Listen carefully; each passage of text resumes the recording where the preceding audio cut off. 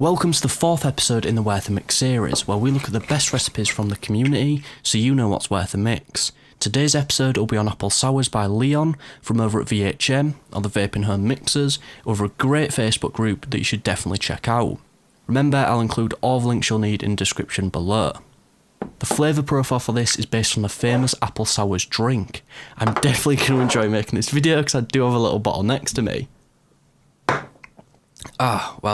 Ooh, that is sour. For anyone who hasn't tried this, it's basically a sour candy apple profile. This is kind of risky in terms of an all-day vape though, as depending on how your palate's adapted, you may not like the sweetness and the sour, but more on this later. To make this recipe, you need only 4 flavours. Fuji Apple by FA, Pear Stevia I think, by Cap, I don't know how you say that so I'm probably going to get crucified in the comments, Sour by TPA, Super Sweet by Cap. The bottle I'm vaping today is 3 days old. As you might expect, the e-liquid itself is crystal clear. After speaking with Leon, he said it should be good after a 24-hour steep. Personally, I found that the Fuji Apple's a bit strong for me at this point, although I do know some people who like this as a shake and vape. A 2 or 3 day steep is a sweet spot in my own opinion though. It just lets that Fuji calm down a bit and allows the pear and the sour to combine and come through. Onto the smell.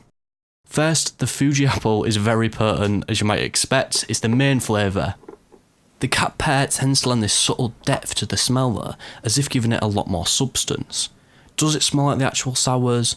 Well, aside from the alcoholic smell obviously of the drink, it's surprisingly close, but not perfect. Now the important part though, the vape.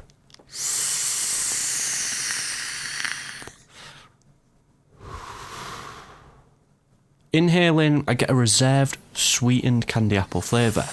The Cap Super Sweet and the Fuji Apple combine beautifully to not go over the top but just nail that candyish profile of the apple. This is very skillfully done. The recipe only calls for a tiny amount of Super Sweet, and I always love it when mixes are restrained in the correct places. The XL is where the pear and the sour come into play. The apple is definitely more prominent as you'd expect, but Cap's pear somehow adds this amazing weight to the mouthfeel. And when combined with TPA's sour, your mouth actually waters. After a couple of days steeping, this flavour isn't as strong as the original drink. However, I prefer it like this, as if it was stronger, it would not be an all-day vape for me. I'm very impressed with the delivery of flavours from this recipe. It does stay true to the profile, as I think you probably could get, and it mimics perfectly how when you actually have the sours drink, you get that candy apple first and then a hit with this full-bodied sourness, just like the exhale of the vape. Credit where credit is due, Leon could have gone for some generic sour apple sweet flavour, which is a pretty wide profile. Instead, he went for a dead specific product and basically nailed it. Regardless if you've had the drink or not, and if you enjoy the sort of sour profiles, then this one is definitely one to mix. A big thanks to Leon who gave me full permission to share all flavourings and percentages within this video, and for contributing this amazing recipe to the community. If you have any thoughts to add, drop a comment below, and don't forget to check out my channel for other videos exactly like this one.